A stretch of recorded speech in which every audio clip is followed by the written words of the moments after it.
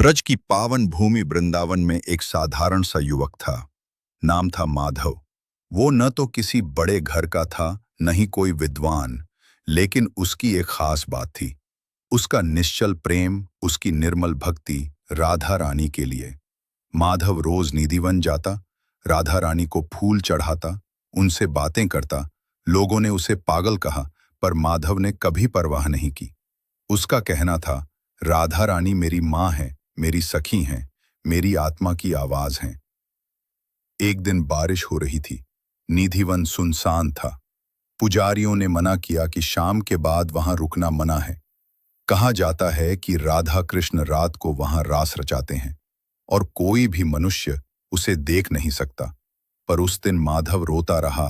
बोला, राधा रानी, क्या मेरी भक्ति अधूरी है? क्या मैं आपको कभी देख नहीं सकता? क्या मेरा प्रेम बस हवा में बिखर कर रह जाएगा? वो वहीं बैठ गया, ठंडी जमीन पर, आंखें बंद कर लीं और बस एक ही प्रार्थना करता रहा।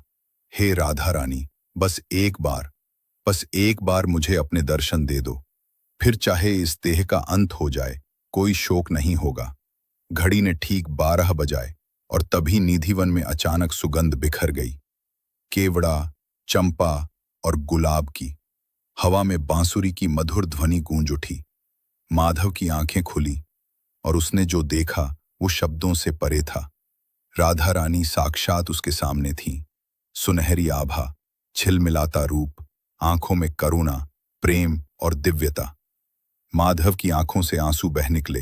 राधा रानी ने मुस्कुराकर कहा, तू पागल नहीं है माधव, तू वो प्रेम है जो इस युग में दुर्लभ है।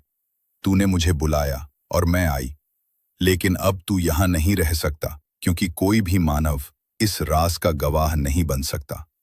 माधव ने सिर झुका दिया। उसने बस इतना कहा, राधे, मेरे लिए इतना ही काफी है कि मैं आपको देख सका। अब मैं जा सकता हूं। अगले दिन सुबह पुजारियों ने देखा कि निधिवन के पास एक पेड़ के नीचे माधव की निःशब्द देह पड़ी थी, चेहरे पर एक दिव्य मुस्कान के साथ। कोई चीख, कोई दर्द नहीं, बस शांति और एक गंध जो आज भी उस स्थान पर महसूस की जाती है। कहते हैं, निधिवन में आज भी जो लोग रात में छिपकर रासलीला देखने की कोशिश करते हैं, उनका अंत हो जाता। उनकी समाधियां आज भी वहां बनी हुई हैं। पुजारी बताते हैं कि हर रात वहां राधा रानी और श्री कृष्ण के लिए बिस्तर सजाया जाता है। चंदन, फूल, पानी का पात्र और तुलसी दल रखा जाता है। और अगली सुबह सब कुछ अस्त व्यस्त मिलता है, जैसे वहां कोई आया था और फिर चला गया। कोई भी वहां रात में रुक नहीं सकता। दरवाजे बंद कर दिए जाते हैं और बंदरों तक को निधिवन छोड़ना पड़ता है। ये रास लीला मानव दृष्टि से परे है, पर उस प्रेम की साक्षी है जो शुद्ध, अद्भुत और अलौकिक है। अगर ये कहानी आपके हृदय को छू गई हो, अगर आपकी आत्मा ने राधा रानी के प्रेम को महसूस किया हो, तो इस चैनल को जरूर सब्सक्राइब करें। ऐसी ही और आध्यात्मिक, भावुक और रहस्यमयी कहानियां हम लाते रहेंगे।